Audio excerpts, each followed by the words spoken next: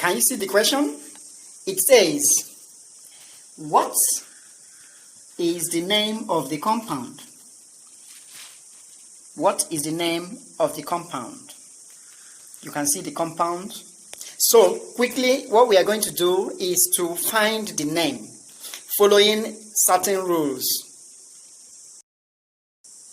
So you can see that this is a hydrocarbon. Not only hydrocarbon, it's a substituted hydrocarbon. That is hydrocarbon containing one or more atoms that are not hydrogen and are not carbon.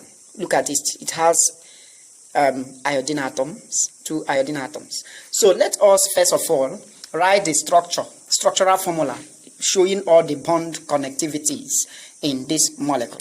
You can see CH2 here. You can represent it like this. H here, H here. This is that CH2. CH, H either up or down. Okay, let's put it up.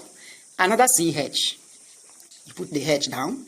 Then, now, when you see a bracket along a chain, that bracket means that it is a branch on the carbon before it. So this CH3 is a branch on this carbon, but this carbon already has hydrogen down. So CH3 branch will be put up here. This is that CH3 branch. So we continue. CH2. CH2. C. With another branch.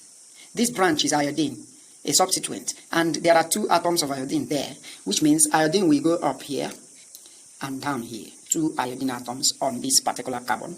So we continue. CH. The H will either go up or down. Let's place it up. Let's place it up. CH again. CH. Let's place it down now. C. Yes. CH3 branch into 2 places. So 1 goes up and 1 comes down. Finally, CH3. CH3, finally. You can see the structural formula.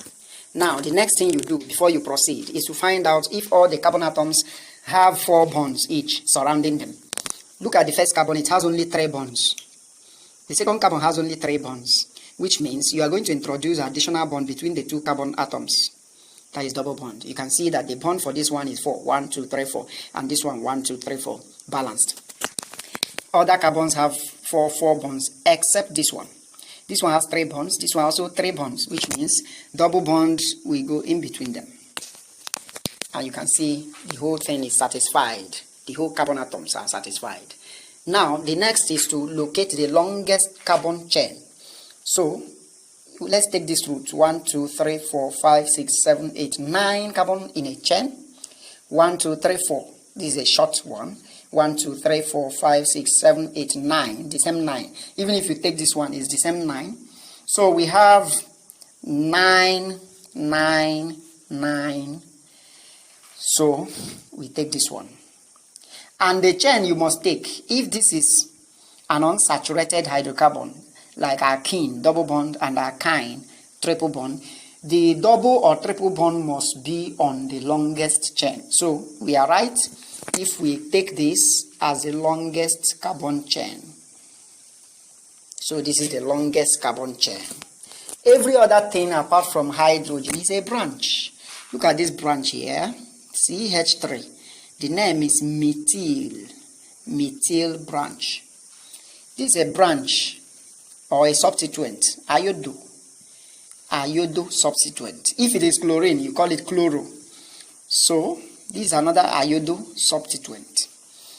This is a methyl branch. This is another methyl branch. Yes, we are through with identifying the branches. The next is to count the longest chain from the end that is closest to the double bond, which is a functional group of alkene. If there is no double bond, there is no triple bond, you now consider the branch, the end closer to the branch, like this end now. If you count 1, you see a branch. 1, 2, you see a branch. 1, 2, 3, you see a branch. So you would have counted from here. But this particular compound is an alkene. It has double bond. So the double bond takes precedence. You must number from the end closest to the double bond, and that is this end. So we number this one 1, 2, 3, 4, 5, 6, 7, 8, and 9. This 9 means is a nonene. Non is 9.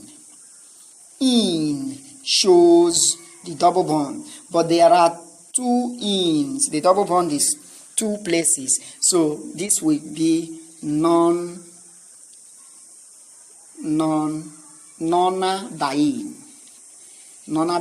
or non. You identify where the first one is 1.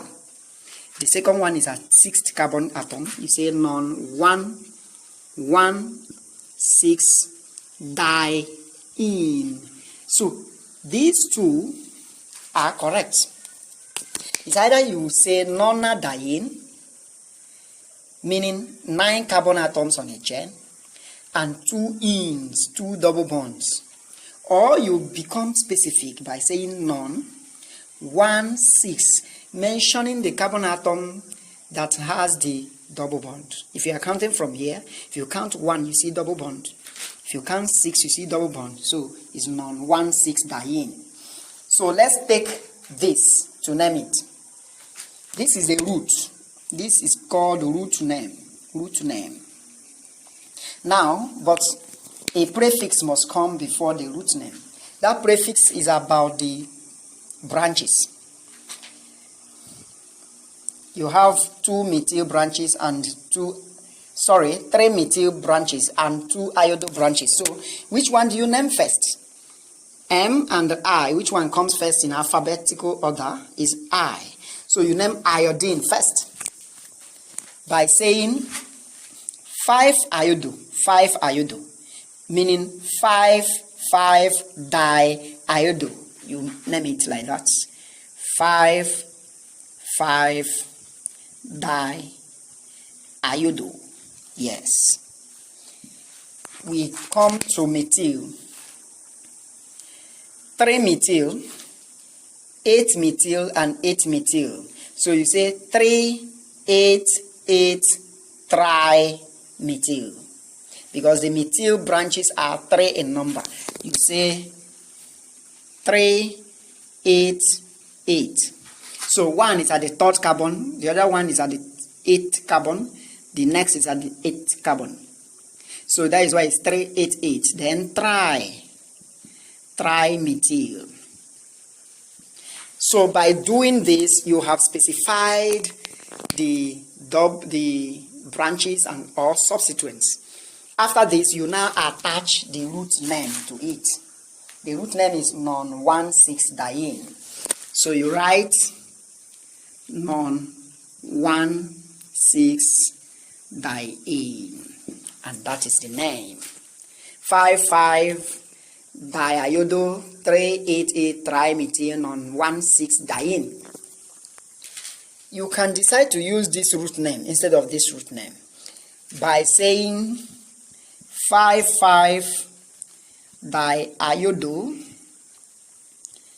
3,8,8-trimethyl.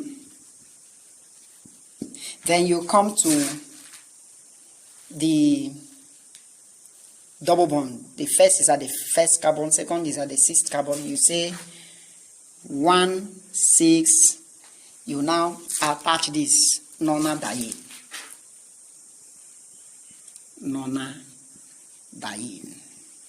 So the 2 can go.